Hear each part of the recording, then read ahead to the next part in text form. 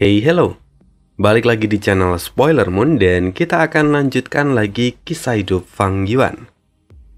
Di part sebelumnya, Fang Yuan menjalankan misi dari Judu. Dia bertugas untuk pergi ke gua setan gila dan mencari sekutu. Di sana, Fang Yuan bertemu dengan Bu Xi dan juga Pang San. Mereka berdua adalah anggota dari trio iblis eksentrik yang gila dan telah lama tinggal di gua setan gila. Setelah pertemuan itu terjadi sebuah kesalahpahaman tentang kemampuan Fang Yuan. Bahkan Fang Yuan pun diundang dalam misi rahasia untuk menjelajahi gua setan gila di masa depan. Namun tentu itu masih akan terjadi di masa depan. Sementara untuk saat ini, Fang Yuan diminta untuk membantu Judu untuk mempertahankan gua surga Heifan. Karena itu, mari kita sambung lagi kisah hidup Fang Yuan di part 239. Beberapa hari setelah Fang Yuan datang di gua surga Heifan, dia ditempatkan di dekat sebuah parit besar. Parit itu berisikan nyali warna-warni. Sebenarnya, sejak penyerangan Baisu, Judu telah memindahkan hampir semua sumber daya miliknya ke dalam apertur abadi miliknya sendiri. Namun, ada beberapa sumber daya yang tidak bisa langsung dipindahkan, karena itu dapat mengakibatkan kematian. Nah, salah satunya adalah nyali warna-warni yang sedang dijaga Fang Yuan saat ini. Walaupun tentu saja penjagaan ini tidaklah gratis, Judu juga menjanjikan pada Fang Yuan bahwa dia boleh memiliki setengah dari nyali warna-warni yang tersisa setelah perang ini berakhir. Dan dengan penawaran itu, tentu saja Fang Yuan tidak akan menolaknya. Selama beberapa hari ini, Fang Yuan berhadapan dengan binatang buas kuno yang dikirimkan oleh Baisu. Meskipun hal ini bukan tugas yang mudah, tapi Fang Yuan dapat mengatasinya dengan baik selama beberapa hari terakhir. Setidaknya dia sudah membunuh 2 binatang buas kuno dan juga menangkap 1 binatang buas kuno hidup-hidup. Sayangnya, sekalipun Fang Yuan mendapatkan beberapa keuntungan karena telah membunuh 2 ekor binatang buas dan juga mendapatkan 1 yang masih hidup, namun konsumsi esensi abadinya telah mencapai angka yang fantastis. Bahkan jika ketiga binatang buas kuno itu dijual di toko kuning, Fang Yuan masih harus menanggung kerugian. Dalam keadaan normal, Fang Yuan tentu tidak akan mau melakukan hal semacam ini. Namun saat ini kondisinya cukup spesial. Fang Yuan sadar bahwa dia berada di bawah perjanjian dengan Judu yang tidak bisa ia ingkari. Lalu yang kedua, Fang Yuan juga melihat peluang besar dari hubungannya dengan Judu, terkhusus nantinya dengan trio iblis gila yang esentrik. Karena hal itu, Fang Yuan memutuskan untuk tetap bertahan di sini meski harus berdarah-darah. Dan setelah itu pertarungan terus dilanjutkan. Sementara itu, arus pertarungan kini mulai bergejolak. Bagaimanapun bukan hanya Judu yang bisa mencari bala bantuan. Saat ini, Baisu pun mulai mengerahkan orang untuk membantu dia. Dan benar saja, Fang Yuan kemudian menerima pesan dari Judu. Dalam surat itu, Judu meminta Fang Yuan untuk pergi dan memperkuat Li Sijun, karena situasi yang ada di sana kini sangat berbahaya. Judu pun telah menjelaskan detail yang ada di lokasi. Fang Yuan tidak menunda lagi, dia langsung pergi ke tempat Li Sijun. Sesampainya di sana, Fang Yuan bisa melihat di sana ada Li Sijun dan Wang Wan yang tampak kepayahan. Sementara itu di depan mereka terlihat ratusan binatang buas kuno yang kini telah mengepung mereka. Melihat ini, Fang Yuan tidak terkejut karena sebelumnya dia sudah mendapatkan informasi dari surat Judu. Dari informasi yang diberikan Judu, rupanya binatang buas kuno ini bukanlah binatang buas asli, melainkan kloningan yang dibuat oleh Baizu. Mirip seperti gerakan pembunuh segudang diri, Baizu pun telah mengembangkan gerakan pamungkasnya dari jalur perbudakan, sehingga Baizu dapat menghasilkan kloningan ataupun bayangan dari dirinya sendiri, serta dari binatang buas atau bahkan dari Master Gu yang lain.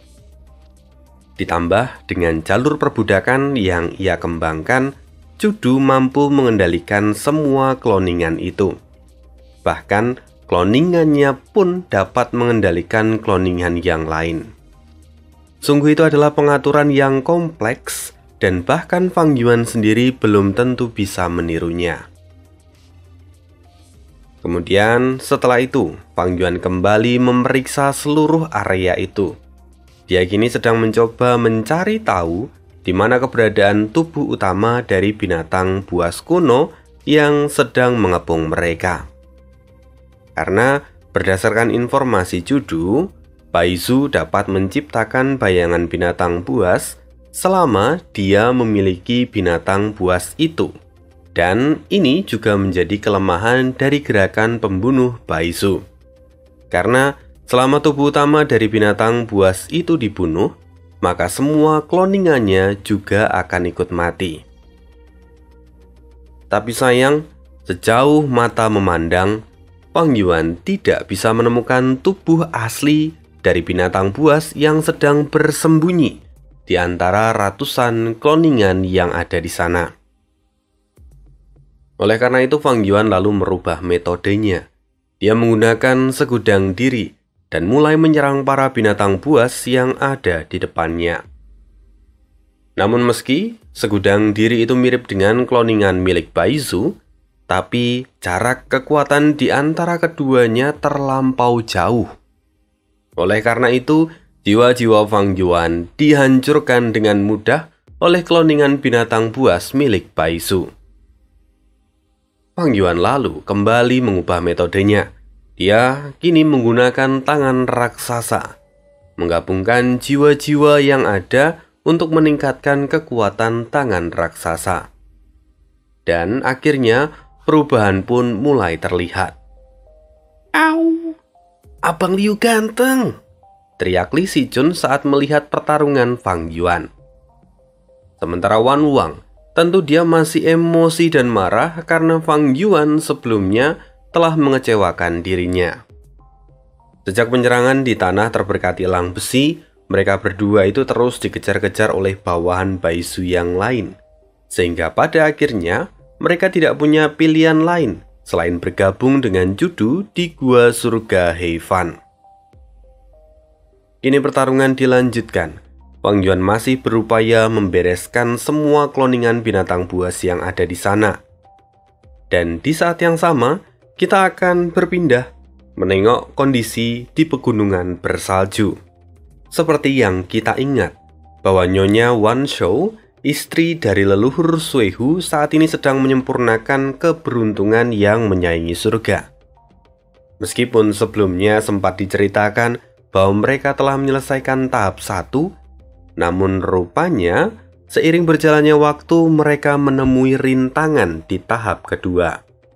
Lalu keberhasilan sebelumnya akhirnya dihancurkan dan mereka mengulangi segalanya dari awal.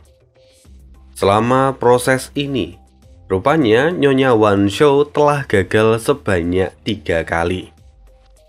"Sialan, aku gagal lagi," kata Nyonya Wan Shou yang kini tampak geram. Sementara itu Ma Hongyun yang ada di sana, dia berteriak kesakitan. "Lepaskan aku! Sakit! Aku bisa mati! Lepaskan aku!" teriak Ma Hongyun. Dia terus menangis dan menjerit. Seperti yang kita tahu, bahwa dulu sempat diceritakan kalau Gu keberuntungan yang menyaingi surga adalah tipe Gu yang habis dalam 1 kali pakai. Artinya, Gu itu sekarang telah meresap di seluruh tubuh Ma Hongyun. Maka kalau ingin menyempurnakan gu ini, mereka harus mengekstraknya dari tubuh Ma Hongyun. Karena itu tidak heran kalau Ma Hongyun begitu kesakitan selama proses penyempurnaan ini. Nyonya Wanshou kini tampak memperhatikan Ma Hongyun. Aneh, kultivasi anak ini naik satu tingkat lagi. Penyempurnaan yang telah dilakukan oleh Nyonya Wanshou itu sudah gagal 3 kali. Dan selama itu juga, Ma Hongyun telah naik peringkat sebanyak 3 kali. Sekarang, dia telah berada di peringkat 5. Nyonya Wanshou pun keheranan, kenapa bisa begitu? Apakah ini efek samping dari penyempurnaan yang ia lakukan? Ataukah efek dari bahan yang ia masukkan ke dalam tubuh Ma Hongyun? Bahkan Nona Wanshou sendiri tidak bisa menemukan jawabannya. Dan di tengah pemikirannya, sebuah suara kembali terdengar. "Sayang, apa kamu baik-baik saja?" tanya leluhur Suehu yang kini berjalan mendekat. "Tidak perlu khawatir, aku hanya perlu istirahat sebentar. Dengan begitu nanti aku akan pulih," kata Nyonya Wanshou sambil tersenyum. Namun, wajahnya benar-benar terlihat pucat. "Baiklah, kalau begitu aku akan mengantarmu," kata leluhur Suehu dengan penuh perhatian. Kembali lagi ke gua surga Heifan. Saat ini, Hao Zhen dan Cao Lawu berdiri bersebelahan. Mereka berhadapan dengan 100 binatang buas kuno serigala penyendiri. Tentu semua binatang buas itu juga adalah kloningan dari Baizu. Dan untuk kesekian kalinya, mereka menggunakan gerakan pembunuh auman badai petir. Gerakan kombinasi khas mereka berdua. Lalu, angin serta pilar-pilar petir menyapu apapun yang ada di hadapan mereka. Hasilnya, puluhan serigala penyendiri tumbang, sementara sisanya tampak mengalami luka yang mengerikan. "Aku menemukan tubuh aslinya. Bunuh binatang itu. Kalau tidak, maka kloningan yang baru akan terus bermunculan," seru seorang immortal yang menunjuk seekor binatang buas. Immortal ini dikenal dengan nama Wei Ming. Wei Ming adalah bala bantuan yang berhasil direkrut Judu belakangan ini. Dia adalah seorang immortal peringkat 7 dengan sense yang sangat besar. Bahkan dari penampilannya, Wei Ming ini adalah seseorang yang mengenakan penutup mata karena kedua matanya buta. Sedikit cerita tentang Wei Ming. Wei Ming sebenarnya tidak buta sejak lahir. Namun, dalam upaya meningkatkan sense pada keempat indera yang ia miliki, Wei Ming akhirnya memutuskan untuk menghancurkan bola matanya sendiri dan berakhir menjadi buta. Sejak saat itulah, sense yang dimiliki oleh Wei Ming jauh lebih akurat daripada mereka yang bisa melihat. Dan karena alasan ini juga, Wei Ming berhasil menemukan tubuh dari binatang buas kuno yang asli. Kontribusi Wei Ming sungguh luar biasa kali ini. Lalu, saat Cao Lawu hendak mengejar binatang buas yang ditunjuk oleh Wei Ming, tiba-tiba Wang Wan berseru, "Awas, ada Lang Wuxi!" Tubuh Wei Ming tiba-tiba terkunci. Sementara itu, Lang Wuxi yang berwujud serigala besar, entah dari mana dia muncul, kini dia berniat menerkam ke arah Wei Ming. Lang Wuxi sendiri adalah seorang immortal peringkat 7 dan dia adalah immortal yang kini membantu Baizu. Dia dapat berubah menjadi serigala dengan tingkat binatang buas kuno terpencil atau setara dengan binatang buas peringkat 7. Dia dalam keadaan bahaya, tapi Wei Ming justru menyeringai. Tampaknya Wei Ming sendiri sudah merasakan kemunculan dari Lang Wuxi. Dia lalu melepaskan sebuah gerakan pembunuh dari jalur kekuatan. Serangan ini berbentuk seperti sinar plasma yang langsung menghantam mulut dari Lang Wuxi. Ledakan pun terjadi dan tubuh Lang Wuxi hancur. Tentu Lang Wuxi tidak mati, karena yang dihancurkan oleh Wei Ming hanyalah kloningan yang dibuat oleh Bai Su. Dan sejak saat itu, pertarungan menjadi jauh lebih intens, karena kloningan-kloningan yang lain terus bermunculan. Meskipun pertarungan ini sudah berlangsung untuk waktu yang lama, tapi tensi pertarungan tidak melemah sedikit pun, justru malah semakin memanas. Kedua belah pihak sama-sama kuat. Namun, meski begitu, kedua pihak juga mengalami kerugian. Terutama yang mengalami kerugian paling besar tidak lain tidak bukan adalah Fang Yuan. Kenapa? Karena saat ini Fang Yuan yang menyandang identitas sebagai seorang immortal peringkat 7. Ya, semua berawal dari kesalahpahaman Judu. Dan Fang Yuan juga sudah memutuskan untuk memanfaatkan kesalahpahaman ini. Namun, efeknya Fang Yuan juga harus terus bertarung dengan kekuatan dari ahli peringkat 7. Padahal, dia sendiri tidak memiliki esensi abadi kurma merah, yang artinya Fang Yuan harus mengeluarkan lebih banyak esensi abadi anggur hijau. Karena Fang Yuan memang hanya seorang ahli peringkat 6. Oleh karena itu, kini keuangan Fang Yuan benar-benar menipis. Sekalipun dia memiliki banyak keuntungan dari penjualan di toko kuning, namun semua itu masih belum cukup.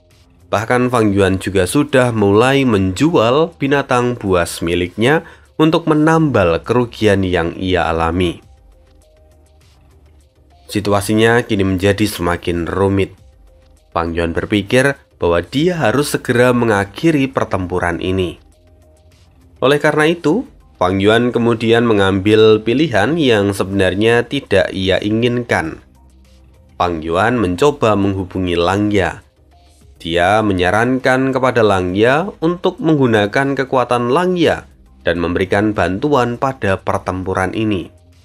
Karena jika Judu bisa melewati krisis ini, tentunya Judu akan berkenan masuk ke dalam sekte Lang Ya.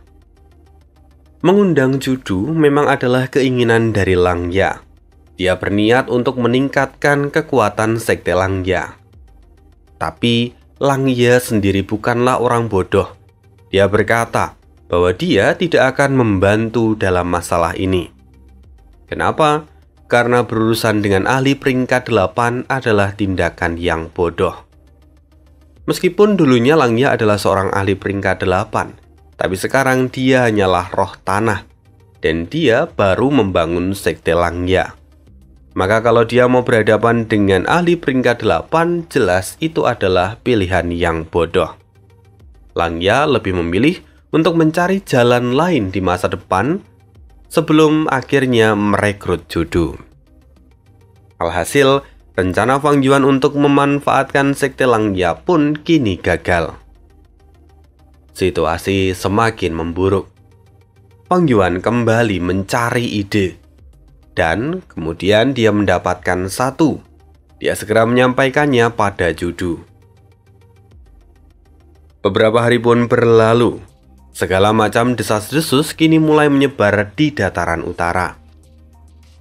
Desas-desus itu mengatakan bahwa Bai Su adalah ancaman bagi seluruh keturunan Huang Jin. Bai Su berniat membangun kekuatan super dan melahap kekuatan yang lain. Dia yang semula adalah ahli di jalan iblis ingin membersihkan image-nya dan beralih menjadi ahli di jalan kebenaran. Tentu dengan cara membangun klan Bai Su. Hal ini tentu saja menimbulkan pertentangan, karena bagaimanapun Bai Su bukanlah keturunan dari Huang Jin. Maka dia tidak layak untuk menyandang identitas sebagai ahli dari jalan kebenaran. Oleh karena itu ombak pun terus bergejolak. Namun tidak ada yang tahu apakah ombak ini mampu membalikkan keadaan. Semakin hari, Fang Yuan semakin masam karena efeknya tidak langsung terlihat. Saat Fang Yuan menunggu ombak datang, dia semakin mengering. Dia telah menjual banyak sumber daya yang ia miliki. Bahkan fondasi yang ia bangun di dalam apertur abadi miliknya kini sudah mulai goyah. Fang Yuan benar-benar ingin menyerah saat ini. Dan kebetulan, di saat yang sama, Judu pun berkata pada Fang Yuan, "Meskipun aku masih bisa bertahan untuk beberapa waktu, tapi aku sudah memikirkan ini. Tidak ada gunanya membuang lebih banyak sumber daya. Karena itu, aku akan menyerah," kata Judu. Dia memutuskan untuk menyerah. Dia mengatakan itu pada Fang Yuan. Fang Yuan yang sudah punya pikiran untuk mundur sejak awal, tentu saja dia menyetujui ide dari Judu. Namun, tiba-tiba hal yang tak terduga pun terjadi.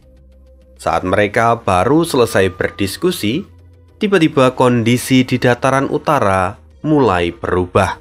Dan keributan besar kini terjadi. Semua klan yang merupakan keturunan Huang Jin kini mereka bersatu dan ingin menghakimi klan Baizu. Siapa yang mengira bahwa di saat-saat terakhir perubahan sebesar ini telah terjadi? Mengapa perubahan ini terjadi? Apakah semua itu karena desas-desus yang disebarkan oleh Fang Yuan? Kita akan cari tahu.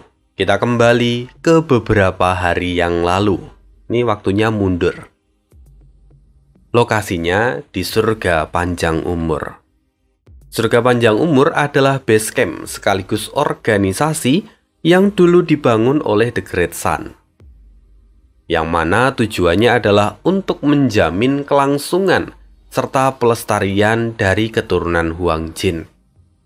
Tempat ini sebenarnya adalah gua surga peringkat 9 yang ditinggalkan oleh The Great Sun. Di sana sekarang terlihat sebuah formasi besar dengan seorang immortal yang berada di tengah-tengah formasi itu. Namun, orang ini bukanlah pengendali formasi besar ini, melainkan orang yang dikurung di dalam formasi ini. Sebuah suara terdengar. "Wuhang Songxi, kau mungkin adalah ahli peringkat 8. Tapi di dalam altar bencana dan keberuntungan ini, kau tidak akan bisa lolos. Karena itu aku menyarankan supaya kau menyerah. Ketika para tetua kami nanti terbangun, maka kau tidak akan punya kesempatan untuk bertahan." Orang yang bicara itu dikenal dengan sebutan ujung surga. Atau mari kita sebut saja Tianji. Dia adalah pemimpin dari Surga Panjang Umur. Dia yang memimpin 7 orang anggota dari organisasi Surga Panjang Umur. Tentu saja di bawah tetua agung mereka. Jadi Surga Panjang Umur saat ini memiliki 4 tetua agung yang masih tertidur. Status mereka mirip-mirip seperti orang-orang yang berada di pengadilan surgawi. Orang-orang yang sudah mencapai peringkat 8, namun usia mereka hanya tinggal sedikit. Jadi mereka menggunakan formasi besar untuk tertidur dan memperpanjang umur mereka. Mereka hanya akan bangun jika situasinya mendesak. Dan hal ini sebenarnya juga membuka satu rahasia, bahwa rupanya di dataran utara bukan hanya 5 jumlah Gu Immortal peringkat 8. Tetapi masih ada 4 tetua dari Surga Panjang Umur yang juga berada di peringkat 8. Tetapi mereka tidak aktif seperti 5 orang lainnya. 4 orang ini masih tertidur di dalam formasi besar milik Surga Panjang Umur.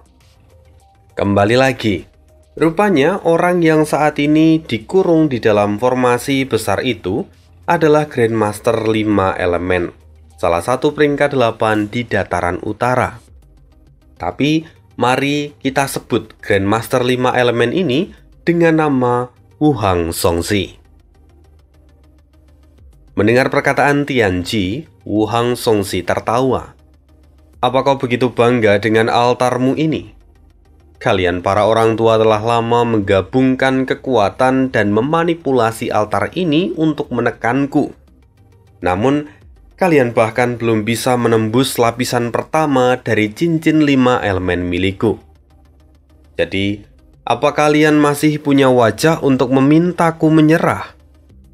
Tianji mencibir. Kau bisa berkata begitu sombong karena kau belum tahu kekuatan sejati dari altar ini. Akan kuberitahu bahwa kemampuan sejati dari altar ini adalah untuk memutarbalikkan bencana dan keberuntungan. Inilah kedalaman keberuntungan surga dan bumi, ciptaan dari leluhur Great Sun. Sebagai seorang kultivator biasa, kau mungkin tidak bisa mengerti ini. Mendengar perkataan dari Tianji, rasa percaya diri dari Wu Hang Songxi tiba-tiba menghilang. Kembali ke sejarah. Dulu The Great Sun adalah orang yang telah menciptakan jalur keberuntungan. Lalu, dari kultivasi yang telah ia jalani, ada 3 hal yang ia capai. Pertama adalah keberuntungan diri. Lalu yang kedua, keberuntungan semua makhluk hidup. Dan yang terakhir adalah keberuntungan surga dan bumi. Dari ketiga pencapaian ini, keberuntungan surga dan bumi adalah pencapaian tertinggi dari The Great Sun, di mana dia berhasil menguraikan misteri yang berada di antara langit dan bumi. Sesungguhnya, karena alasan ini juga, Wu Hang Songxi sebelumnya datang ke tempat ini. Dia berencana untuk mencuri warisan The Great Sun, tapi dia malah berakhir terkurung di dalam altar bencana dan keberuntungan ini. Wu Hang Songxi mengerutkan keningnya. Aku tahu tentang altar bencana dan keberuntungan sejak lama, tapi membalikan bencana dan keberuntungan itu adalah ide yang brilian. Apakah altar ini kemudian dapat memutarbalikkan juga bencana kesengsaraan? Apakah altar ini dapat membaliknya dari bencana menjadi sebuah keberuntungan? Tianji berkata dengan bangga, tentu saja bisa dilakukan. Bencana kesengsaraan yang semua itu bersifat merusak dapat kami rubah menjadi makanan untuk surga panjang umur kami. Mendengar itu, Wu Hang Songxi benar-benar terkejut dan tidak percaya.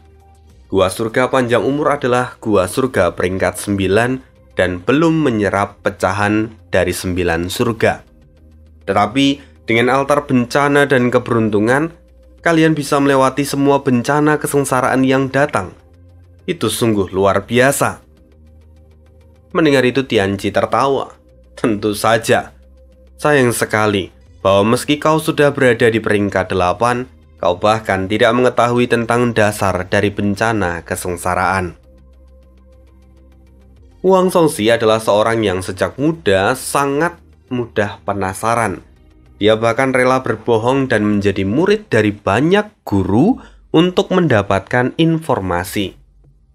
Termasuk saat ini, dia pun sangat tertarik dengan altar bencana dan keberuntungan. Bahkan dia tanpa ragu berkata, Tianji, aku harap kamu mau memberiku pencerahan.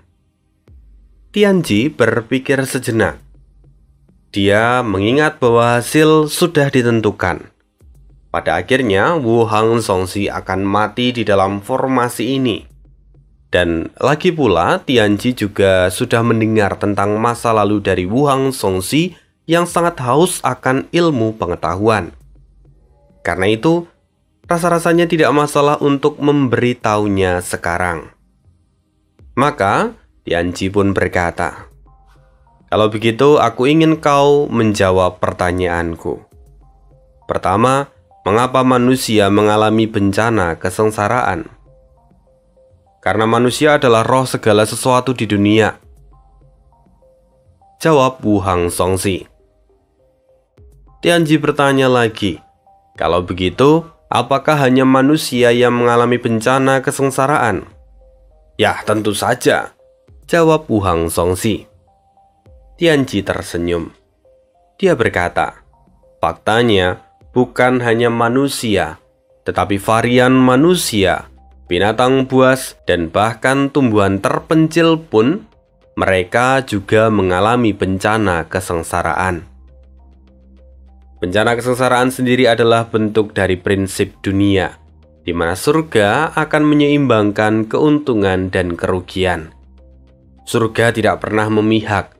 Surga hanya mengatur agar segalanya berjalan seimbang, seperti yin dan yang.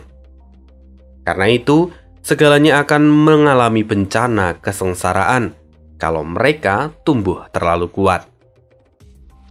Tapi, manusia memiliki kecerdasan tertinggi. Karena itu, manusia menjadi ancaman yang lebih mengerikan dibandingkan binatang buas ataupun tumbuhan terpencil. Karena itu juga bencana kesengsaraan yang dialami manusia jauh lebih besar kalau dibandingkan dengan makhluk yang lain. Sekarang aku ingin kau menjawab pertanyaanku lagi. Apa itu bencana dan apa itu keberuntungan? Wuhang Songzi mengerutkan keningnya. Dia berkata, "Aku tidak mengerti." Surga menjaga keseimbangan.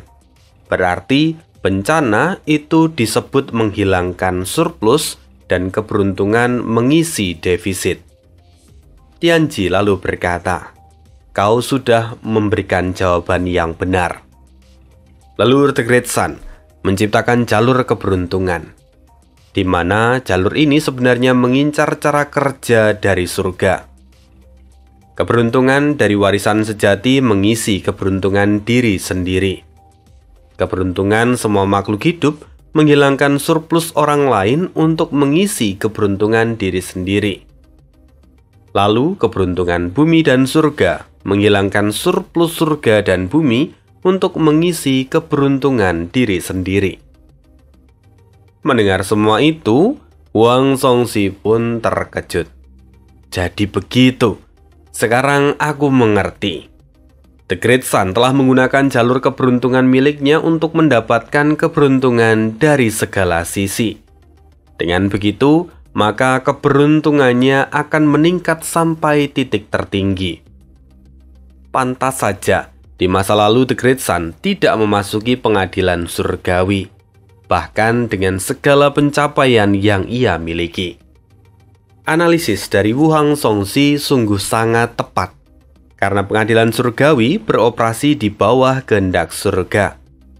Maka The Great Sun adalah musuh dari pengadilan surgawi. Karena The Great Sun mengotak-atik pengaturan surga dan dia terus bertambah kuat. Hal inilah yang menciptakan ketidakseimbangan. Dan tentu saja semua itu tidak sejalan dengan kehendak surga. Karena itulah, surga ingin menghancurkan leluhur The Great Sun. Kehendak surga pun cerdik, karena dia sekarang tidak bisa menghancurkan pengaturan yang ditinggalkan leluhur The Great Sun menggunakan bencana duniawi dan juga kesengsaraan surgawi, maka dia kemudian mengirimkan bencana manusia pada kami.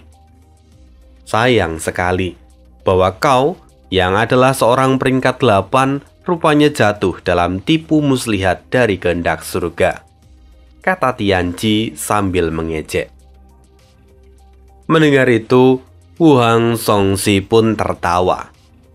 Aku sungguh belajar banyak darimu hari ini. Tapi, bahkan jika kehendak surga mempengaruhiku sekarang, memangnya kenapa? Lagi pula, sejak awal aku sudah memiliki niat untuk melakukan semua ini. Ayo kita tarik ke belakang. Apakah memang kehendak surga sehebat itu? Manusia sejak awal ditakdirkan sebagai penguasa. Meskipun kita semua sangat lemah pada awalnya, kita terus berkembang. Bahkan kita telah menekan semua varian manusia dan bentuk kehidupan yang lain di bawah kaki kita. Umat manusia adalah yang paling merusak keseimbangan. Di saat bentuk kehidupan yang lain berhenti di peringkat 8, tapi kita terus berkembang dan melangkah ke peringkat 9. Bisakah kehendak surga menekan kita? Bukankah kita sama-sama tahu bahwa kita memiliki 10 yang mulia peringkat 9 di sepanjang sejarah manusia. Kita menangkap bintang dan menjungkir balikan gunung serta sungai. Lantas, apa yang bisa dilakukan oleh kehendak surga? Mendengar itu, Tianji dan juga 7 orang lain yang ada di sana mereka tertawa. Tianji berkata, "Sepertinya kau memang sangat haus akan pengetahuan dan telah membaca banyak kisah." Wang Zongxi lalu berkata, "Tentu saja. Aku sendiri pernah membaca bahwa The Great Sun pernah menemukan jalan buntu saat menciptakan jalur keberuntungannya. Tapi pada akhirnya, dia berhasil mendapatkan inspirasi dari legenda Renzu dan akhirnya menciptakan keberuntungan surga dan bumi. Setelah itulah dia mencapai keberhasilan dan naik ke peringkat 9. Tianji mengangguk. Ya, itu semua benar. Tapi kemudian Wang Zongxi kembali berkata, "Aku adalah orang yang lahir dan besar di dataran utara. Aku adalah penduduk asli dataran utara meskipun bukan keturunan klan Huang Jin. Aku mengagumi The Great Sun atas segala pencapaiannya. Tapi manusia memiliki kedaulatannya sendiri. Hal itu tidak dapat dilawan. Bahkan kehendak surga tidak bisa menghancurkan kedaulatan yang dimiliki oleh manusia. Manusia memiliki peluang untuk menghilangkan kehendak surga jika memang dia mau. Bahkan jika saat ini aku dipengaruhi oleh kehendak surga, tetapi kehendak surga hanya bisa mempengaruhiku. Dia tidak memiliki kuasa untuk menentukan apa yang kupilih ke depannya. Apakah kalian setuju dengan apa yang kukatakan ini?" Tianji menghela nafas lalu berkata, "Apa yang kau katakan itu memang benar." Mendengar itu, Wang Zongxi lalu tersenyum ringan dan berkata, "Sekarang, aku ingin tahu, apakah kalian bisa melihat tren yang sedang terjadi di dataran utara?" "Apa yang ingin kau katakan?" tanya Tianji yang kemudian bertanya balik. Wang Zongxi lalu berkata, "Saat ini, yang menjadi tren di dataran utara adalah kebangkitan dari jalan iblis. Sementara jalan kebenaran bergeser ke tingkat yang lebih rendah. Setelah kehancuran gedung 88 Yang, saat ini banyak anggota jalur iblis yang bangkit dan mendapatkan kekuatan. Salah satunya adalah Baizu. Dia menciptakan klan Baizu secara pribadi, dan dia berniat untuk menjadi jalan kebenaran dari garis keturunan yang berbeda. Jalan kebenaran yang bukan lagi berasal dari klan Huang Jin. Bahkan, jika monarki dari The Great Sun sangat besar, tapi itu terlalu membatasi dataran utara. Ini pengaruh The Great Sun telah memudar, dan dataran utara sudah mulai mengalami perubahan." "Omong kosong!" Tianji dan 7 orang lainnya tiba-tiba membentak dan mereka terlihat sangat marah. Namun, Wang Zongxi terlihat sangat tenang. "Kalian mungkin marah saat ini, tapi sepertinya kalian tidak sadar bahwa semua itu adalah wujud dari rasa takut di dalam hati kalian. The Great Sun berkuasa di masa lalu, tapi tidak dengan masa ini. Sama seperti 10 sekte besar di benua tengah. Mereka semua terlihat kuat, namun sejatinya busuk di dalam. Ada banyak konflik internal dan ada banyak anggota yang tidak berguna. Saat ini, di dataran utara, memangnya berapa banyak ahli peringkat 8 yang berasal dari garis keturunan Huang Jin?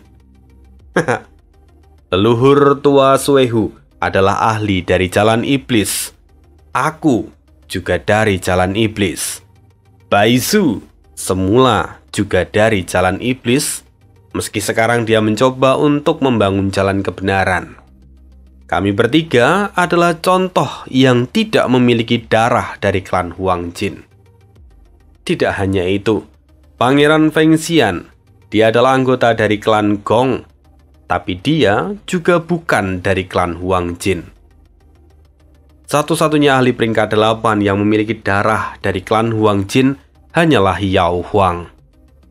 Asal kalian tahu, saat ini dataran utara telah berubah. Inilah tren yang ada di dataran utara saat ini. Kemudian, sekarang kalian mengatakan bahwa aku dipengaruhi oleh kehendak surga untuk menghancurkan kalian. Kalian menyebutku sebagai bencana manusia.